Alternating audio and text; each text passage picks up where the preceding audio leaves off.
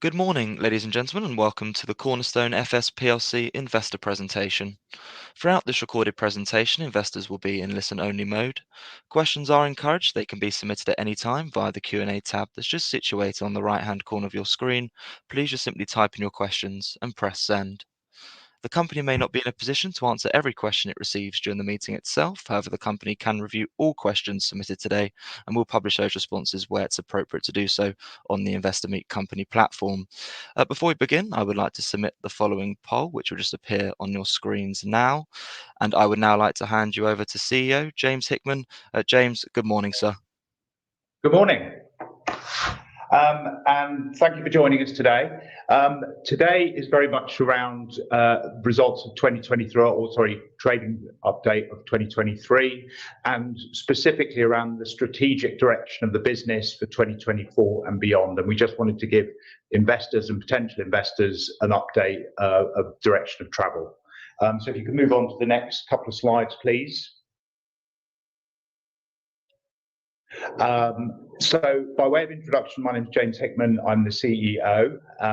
Judy, you will have probably seen before, but Judy, over to you. Yeah, I'm Judy Helper. I'm the CFO. Been with Cornerstone now for just over 3 years, so full pre-IPO and post-IPO journey. And a new face, Jordana Curtis, who I'll let her introduce herself, our COO. Hi everybody, nice to meet you all. I also, similar to Judy, have been here for just over 3 years, so the full journey. I look after a variety of different things, but all of our back office functionalities, including our compliance and settlements pieces, as well as our technology product, and then people in HR functions. Thank you. Next slide, please. So just a brief recap of Cornerstone and exactly what we do. We are a payments business, essentially, predominantly involved in international payments and currency exchange, but ultimately we provide payment solutions to our customers, both individuals and businesses around the world. We do this via a proprietary technology platform that we've developed over the last 10 years. We offer currency risk management and account services, which is specifically important because we're offering our customers effectively IBANs, etc., to allow them to receive locally around the globe. One of our key USPs is very much serving the underserved, and that means that a lot of the tier 1 banks, the high street banks, overlook particularly individuals and smaller businesses, and they're very, very badly served by those financial institutions, and we're very much here to make sure that they are getting that service. We've invested very heavily in our onboarding and our compliance capabilities, which allows us to do this. And we're building out, and this is a continuing theme, we're building out our payment capabilities across the globe. And you'll see these sort of numbers as key metrics as we go along, in terms of the key currencies that we provide, and also the number of countries that customers can send money to. Next slide, please. Jordana. So we have our own in-house technology platform. It's a full service offering, so it allows our customers access to a front-end system where they can self-service if they wish, but it also provides the entire back office suite for our compliance and our settlements teams, as well as our technology teams, to actually manage the client flow and that process. It's built in a stable and scalable system. It's containerized, and it runs in multiple instances at any one time. So we ensure that we have redundancy and also the capability to grow without affecting the core structure of our technology. We've always utilized the highest grade of technology and security, such as JW tokens and some of that OAuth 2 authentication. Next slide, please.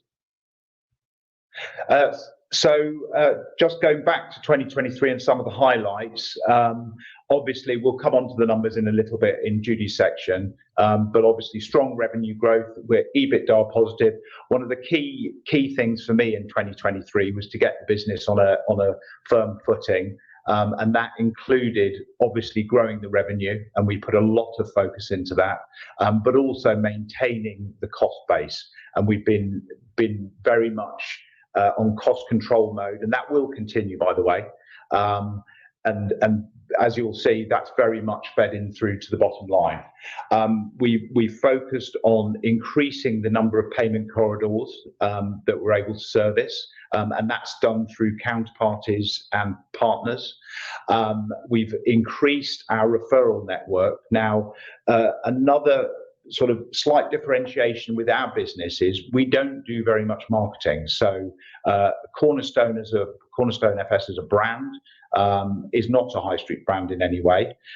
All of our customer acquisition is done through partnership or affiliate marketing or referral. And this typically is accountants, solicitors, property agents, and such like. The benefits of that actually are twofold. Obviously, marketing can be a very, very expensive proposition, and unless you've got a very clear idea of cost per acquisition and all the metrics that you're working to, many businesses actually don't have a very clear visibility of actually the return they're getting from their marketing dollar. We are very clear in exactly what we get from our affiliate network and our partnership network. It's all based on trust. We make sure that we're serving their customers in an exceptional way, which means that we're getting more and more referrals. So from a business point of view and a commercial point of view, that's a real benefit to us. One of the highlights that I will mention for 2023 was on the regulatory side. I touched on. We've spent, particularly around our people. We've increased the number of compliance and regulatory people we have, both in terms of number and quality. Consumer duty was for our industry particularly a very big thing, and quite rightly the FCA were very strong on it, and I'm delighted to say the team did a fantastic job in preparation of that, and we were, as I say, match fit for the introduction of consumer duty. So I was very, very pleased with that. We've agreed the sale of capital currencies, and that currently is going through FCA approval at the moment. We did complete on the sale of Avila House. We did some variation on some of the incentivization agreements. That's more with internal staff that helped our cash flow, but also locked people in for longer. So really a real benefit. And as a byproduct of that as well, we can pay out on the loan agreements early in cash if we so choose. So certainly a benefit for the company. And finally, I will mention, and I have mentioned before, in terms of people, in any business, people are the core of it and the success of it. And we very much heavily invested in key areas. Compliance I've mentioned, but also on the revenue side within the sales side. So increasing our partner network or affiliate referral network, but also in terms of direct sales as well. So that very much, and you can see that's come through in the numbers throughout 2023.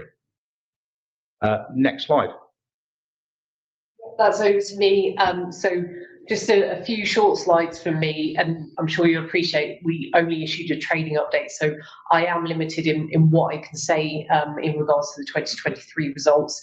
And throughout the next 3 slides, you'll see this reference to P, provisional, which effectively is the balancing number from the H1 interims versus the disclosed numbers in our trading update. So, for example, 5998 being the balancing figure between the 3602 revenue at the half year and the 9.6 million revenue announced in the trading update. But I'm very pleased to say that H2 number, huge year-over-year growth, over 100%, 105% up year over year, and a 67% sequential growth. A lot of that is coming from that growth in the referral network that James mentioned. We've seeded that over a number of years and really coming to fruition. Embryonic, I would say, revenue from some of those esoteric currencies that we've talked about before, and the growth of the counterparty network, and also the investment in people, so the growth in the sales team, including some tuck-in acquisitions that we did in 2022.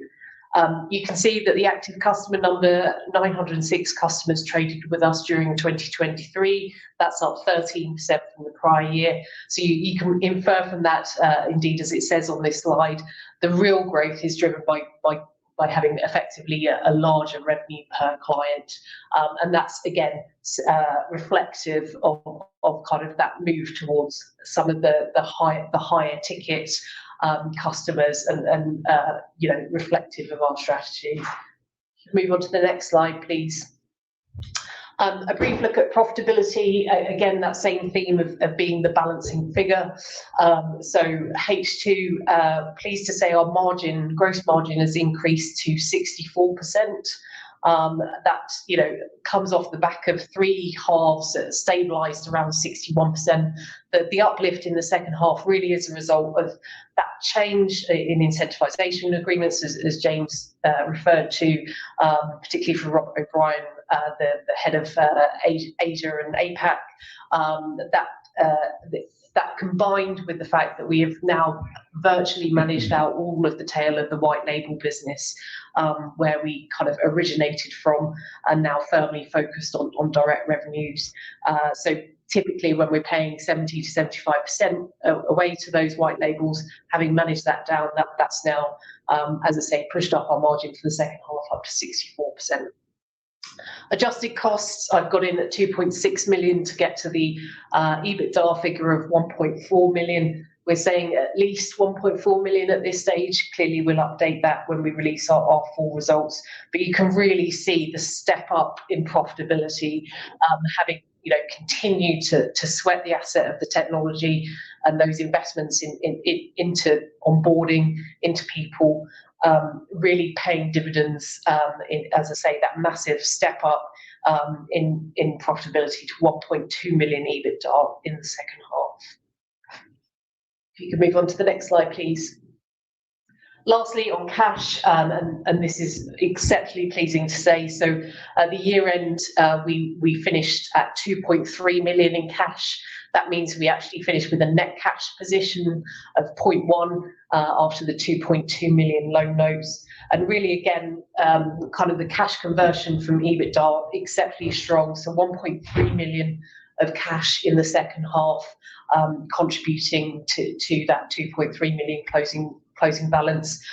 In total, in 2023, we generated 1.4 million of operating cash flow, and a total 1.6 million cash inflow. The difference between the two effectively being that the R&D spend that kind of developing our platform, offset by the sales proceeds from the sale of Aviva House. So really, I guess, as I say, just a few highlights from me, but I think it's very clear that we are now in an exceptionally strong position to kick on, continuing to control the costs with selectively investing for growth into the future. And really, we should see the profitability growth fast outpace the top line growth now. So sort of the next section is very much around the strategy and for 2024 and beyond. One of our key strategic objectives is expanding our geographic and market footprint. The other, we're not resting our laurels in terms of our platform.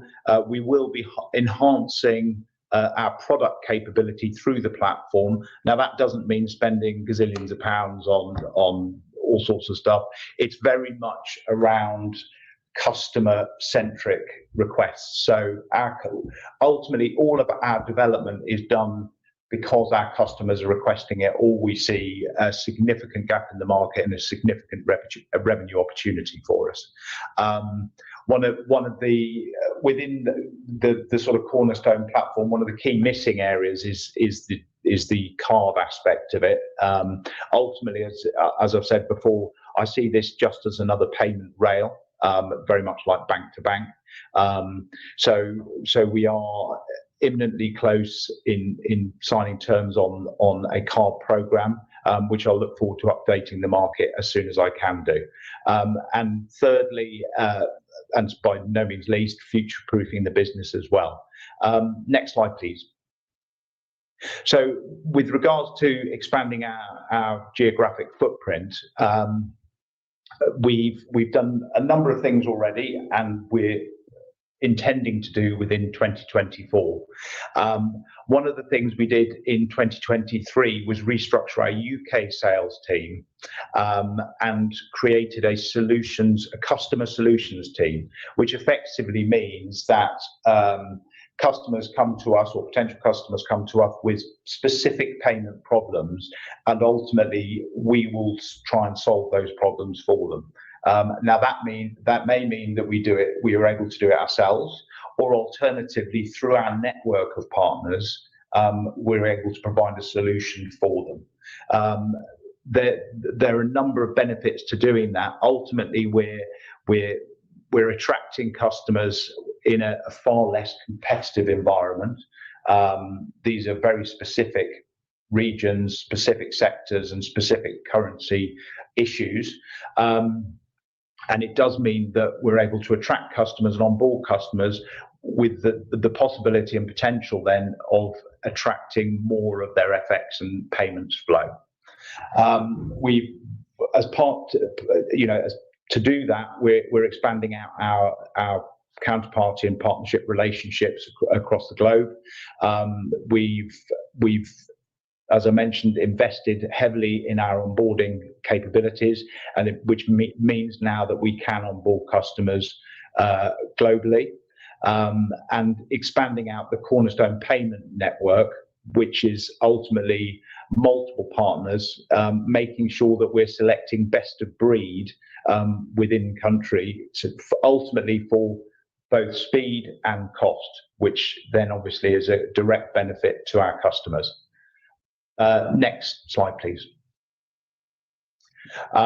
So within 2024, we're looking to, as I mentioned, launch a card program.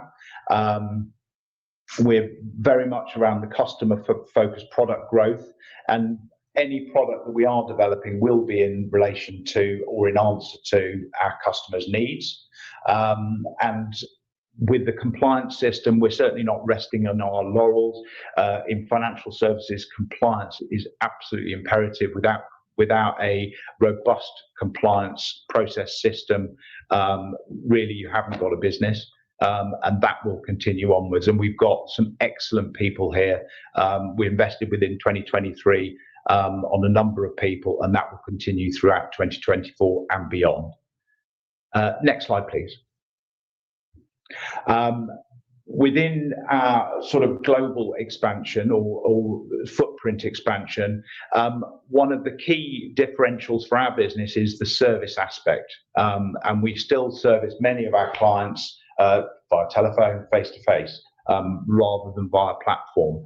And it's very important to have a local representation of where our introducers and where our customers are. To that end, we've submitted license requests in both Canada and the UAE, which we would expect to hear relatively shortly. And then for 2025, we'll be looking at Hong Kong license as well. And as I say, that's specifically in answer to customer and partner network. And it will allow us to not only service those customers more efficiently, but also attract more customers and attract more introducers. We will continue to invest in people internally, and we have done throughout 2023, and that will continue through 2024 and beyond as well. And finally, in terms of the diversification, which is very, very important for a business like ours, so we're not single currency or currency corridor reliant, we will continue to expand our payment capabilities and diversify our revenue streams. Next slide, please. In summary, we're a profitable business now. I'm delighted to report. We have all the regulatory permissions and expertise. We've made, as you can see and seen throughout 2023, significant progress. I believe genuinely that the strategic direction we're going in is absolutely right. I think we've got the right people on board to do that, and we'll continue to add. And we are innovating through partnership rather than burdening the business with a lot of cost for jam tomorrow. We want the jam today, and that's exactly how we're building the business. Next slide, please. I think that might be it. Thank you. James, Judy, Jordana, if I may just jump back in there, thank you very much indeed for your presentation this morning. Ladies and gentlemen, please do continue to submit your questions just by using the Q&A tab that's situated on the top right-hand corner of your screen. But just while the team take a few moments to review those questions that were submitted already, I would like to remind you that a recording of this presentation, along with a copy of the slides and the published Q&A, can be accessed via your investor dashboard. James, Judy, Jordana, as you can see there in the Q&A tab, we have received a number of questions that were both pre-submitted ahead of today's event, as well as those that have made their way through during your presentation this morning as well. So firstly, thank you to all of those on the call for taking the time to submit their questions.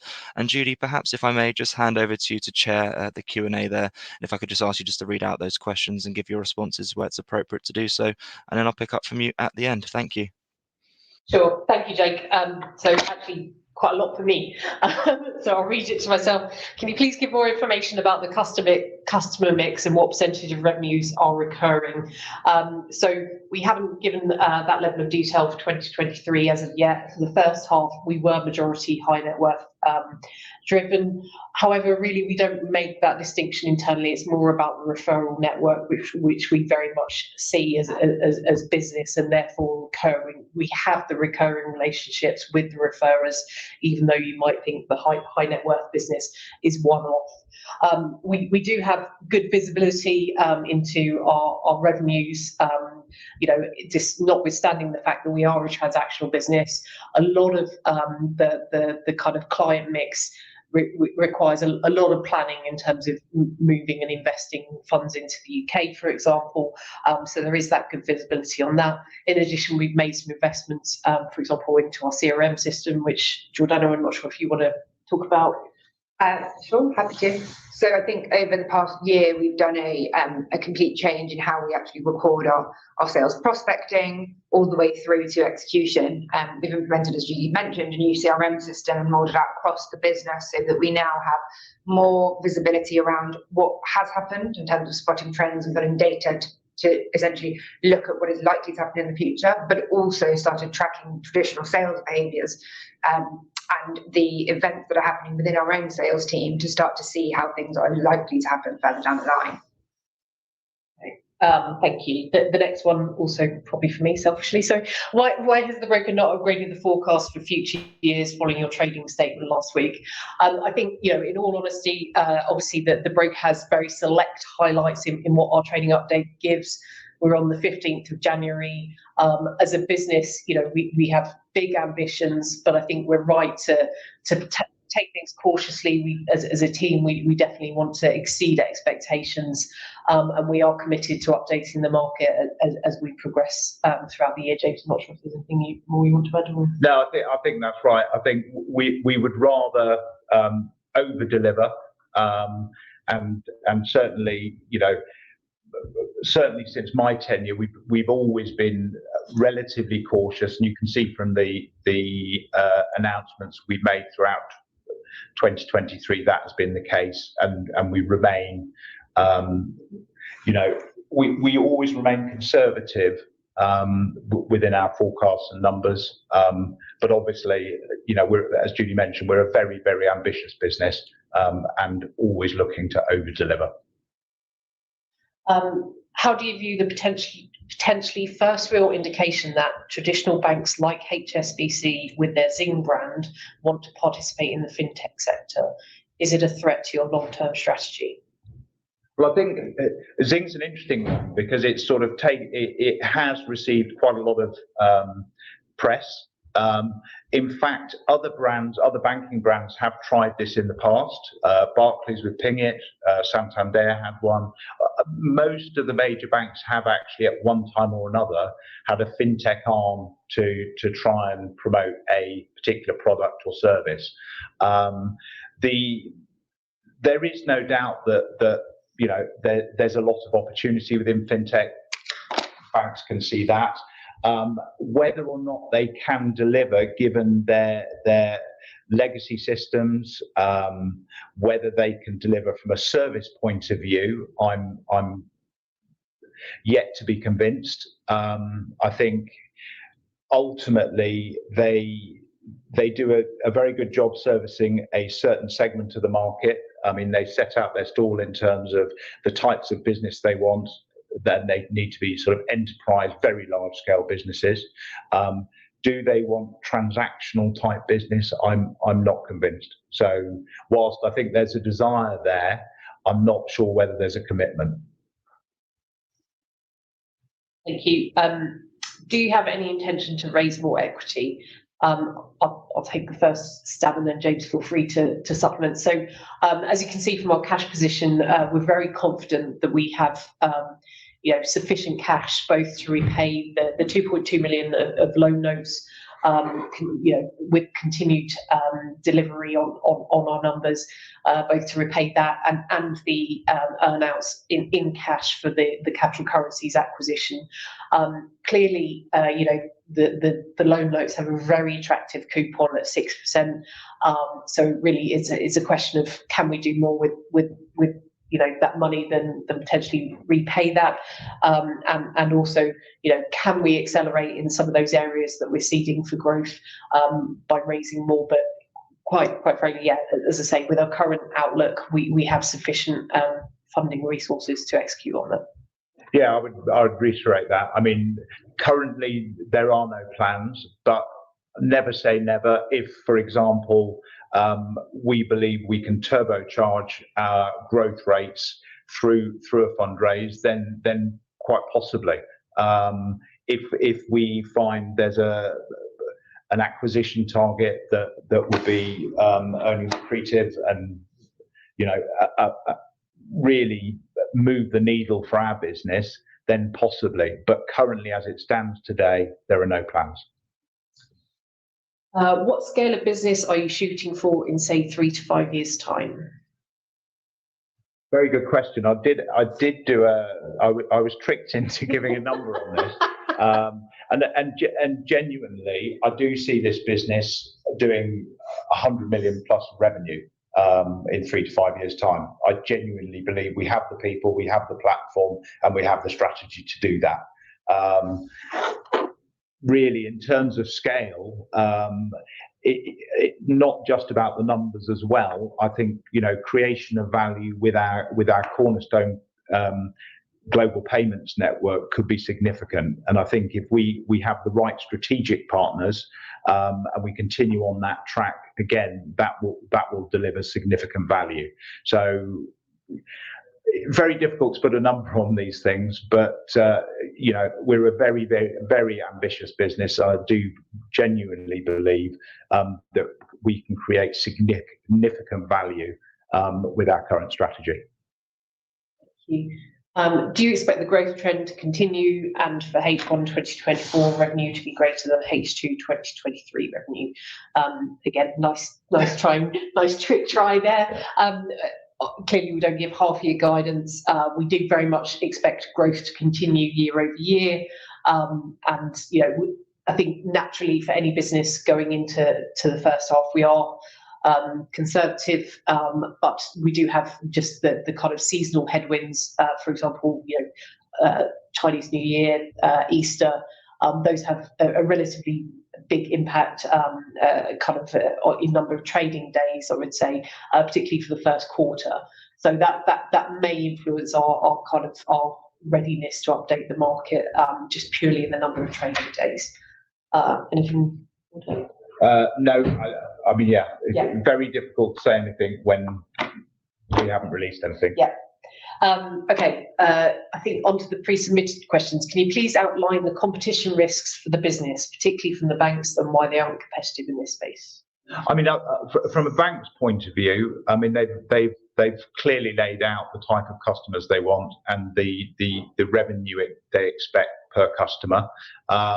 We've seen in places like Ireland, for example, you know, from the individual.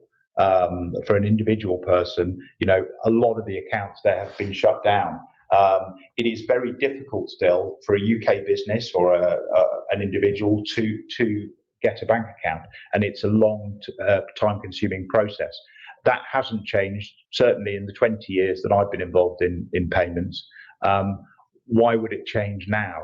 I do think ultimately the banks are looking at our sector and the fintech sector and seeing, you know, my God, they are doing things very well, and they are taking market share. So at some point, you know, they may well try and develop, as we've seen with HSBC, propositions to try and counter that. How successful they are in that is anyone's guess. What I can tell you is the payment space is growing significantly as a market opportunity, just generally. We are taking market share in certain areas, and I still believe there's a huge potential in a growing segment of the market within payments to acquire more customers and more market share. So even with the banks coming in, and if they do decide they want to be more competitive, I still see as a growing segment of the market, there's plenty of opportunity for a business like ours. Money supply is tightening, liquidity is seriously slowing down. Legendary investors are warning about hard landing due to geopolitical issues. Blah, blah, blah. How will Cornerstone maintain its high growth and secure its share price under such circumstances? I think, I mean, we can't do really anything about macroeconomic events. You know, that's for people way above our pay grade. Ultimately, what we can do is focus on what we do and what we do well, which is providing our customers with a fantastic level of service and a good product mix. Again, I'll reiterate, the payment space is a growing segment of the market, irrespective of what is happening on a macroeconomic environment. You know, global payments are not going away, and revenue forecasts and any number of forecasts that we've seen from a number of institutions, all are showing significant growth over the next 3 years. That ultimately we will be able to participate in that. So irrespective of macroeconomic conditions, I genuinely believe Cornerstone can flourish. Thank you. And the last one, it looks like you talked of selective growth. What are the top 3 areas for this selective growth? Card referrals or number of countries? Or selective growth. The 3 areas that and you quite rightly touched on. The referrals, our referral network is definitely one of them. You know, that is absolutely critical, and what we find is a snowball effect. The more referrals we get, and therefore the more customers we get, and that continues as it grows. It then exponentially grows.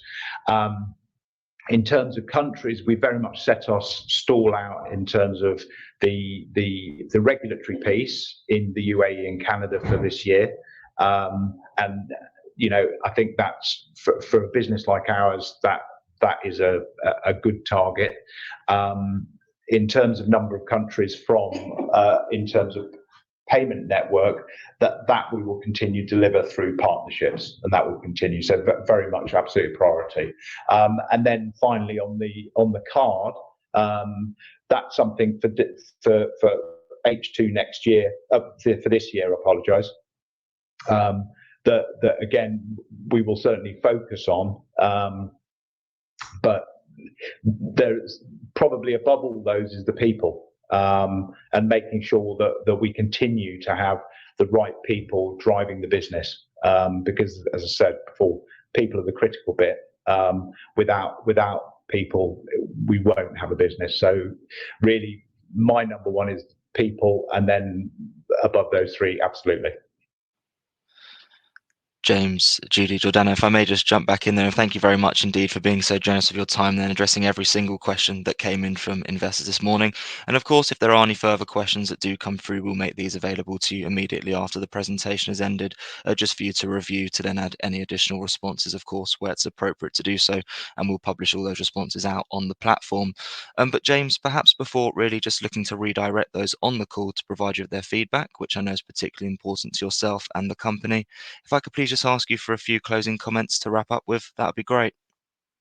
Yeah, I mean, whilst we sit here and reflect on a transformational 2023, there is no doubt in my mind the business has completely turned the corner, and we're a very different business to where we were this time last year. We're not resting on our laurels. We are continuing to deliver on our strategic objectives. And again, we're a very, very ambitious business, and looking to deliver significant value for shareholders. So that will continue through 2024 and beyond. Perfect, James. That's great. And thank you once again for updating investors this morning. Could I please ask investors not to close this session, as you'll now be automatically redirected for the opportunity to provide your feedback in order that the management team can really better understand your views and expectations. This will only take a few moments to complete, but I'm sure will be greatly valued by the company. On behalf of the management team of Cornerstone FS PLC, we would like to thank you for attending today's presentation. That now concludes today's session. So good morning to you all.